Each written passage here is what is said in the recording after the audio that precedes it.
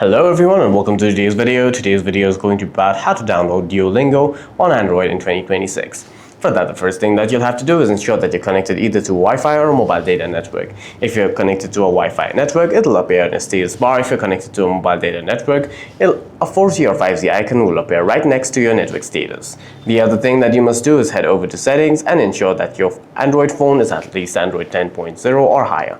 For that, hit About Phone, scroll down, hit Software Information and check your Android version. This phone is running Android 16, so we're good to go.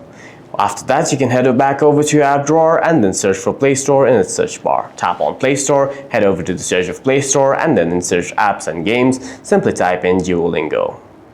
Tap on Duolingo and hit install. Make sure that you're logged into your Google account before you try to download any apps from the Play Store.